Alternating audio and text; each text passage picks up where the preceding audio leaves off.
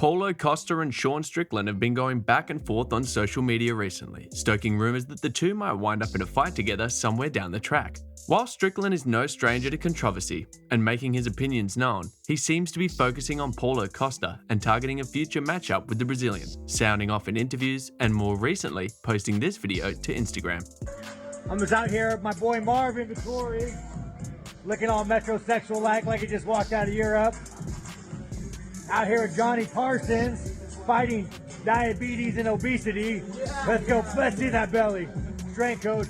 You're representing the non-binary kind of bullshit, huh? All right, hey, don't get me kicked off Instagram. Yo, Costa, I think we should fight, bro. It fucking makes sense, you know. I don't know if you're drunk, you're gonna be able to make weight, if you're eating cookies. Let's make this shit happen. In response to the video, Paulo tweeted this, saying, "Strickland deep down in his heart is a nice guy. I just think one of his many problems is because he's been shot several times in the head and now he's kind of living on a permanent concussion, making jokes so old he couldn't think of something updated. Lol, all good bro." With the contract negotiation issues keeping Costa from taking part in his most recently booked bout with Robert Whittaker, it's tough to say whether the fight with Strickland will actually come to fruition. However, it makes sense ranking-wise and would be a good test for both fighters. UFC welterweight George Masvidal has claimed on the MMA Hour that Conor McGregor has shot down a fight with him. McGregor has been out of the sport and the USADA testing pool for nearly 2 years after suffering a nasty ankle injury in his second loss to Dustin Poirier at UFC 264 in 2021. Despite his intermittent appearances in the octagon and questionable recent performances, it doesn't stop McGregor getting brought up as the money fight across the lightweight and welterweight divisions. Many on the UFC's roster have made their claim on why they should be the ones to welcome the 34-year-old back to the cage, and former welterweight title challenger Masvidal is no different. On Monday's showing of the MMA Hour, Masvidal claimed that McGregor has turned down a potential fight with him and said it didn't make any sense to him, saying, "I want Conor, but Conor doesn't want me. It sucks. He just doesn't want it. Every time the UFC's brought it up, he shoots it down. I don't know why.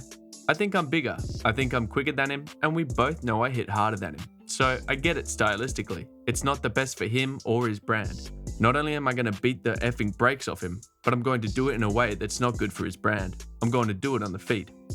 Dana White has made it clear that McGregor should be making his comeback at some stage in 2023. Despite dropping that news, the UFC boss said there is no names or dates at present. Would you like to see McGregor face Masvidal? Or would you prefer to see him return to 155 pounds? Former light heavyweight UFC champion and Pride veteran Quinton "Rampage" Jackson has revealed that there are a few fights he'd still like to tick off before he calls time on his MMA career.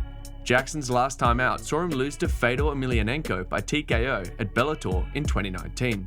At 44 years old, it was surprising to hear that the veteran still has some juice left in the tank. Speaking on the No Jumper podcast recently, he said, "I'd like to do some grudge matches since I'm old and stuff. There's a couple guys I owe some ass kickings to. For one, Wanderlei Silva. Me and him, we fought 4 times. We're 2-2. I would like to box him or something different, even the score. Then Marvin Eastman. I owe him a rubber match. We're 1-1. And a guy from The Ultimate Fighter, Daryl Schoonover, the guy I gave the nickname Titties. And I feel kind of bad because the young kids, they think it's bullying when you make fun of somebody. When I grew up, bullying was when you beat the S out of someone and took their lunch money or something like that. But now bullying is when you make fun of somebody's shoes. And so I called him Titties, but he started the whole thing.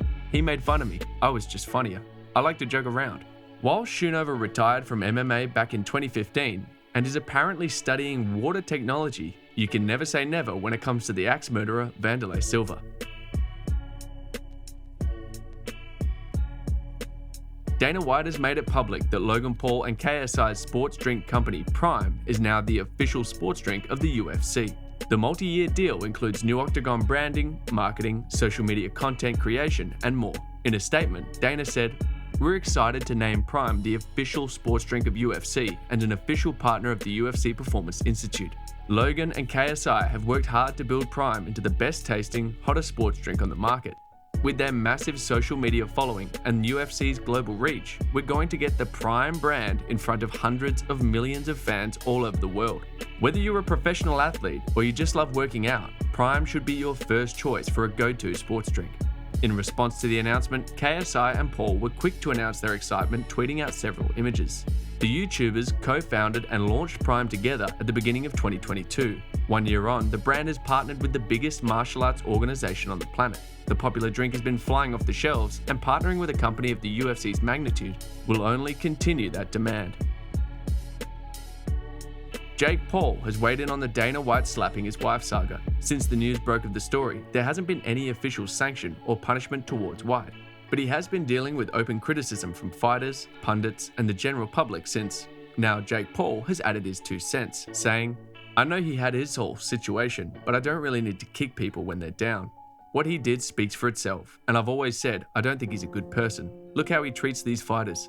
I don't know about the fans. The feud between Dana and I has been a lot of hype and it draws a lot of media. And there's been a bunch of talk back and forth, but my main thing is getting the fighters paid more. Raising the fighter minimum to $50,000, whereas it's at $12,000 now.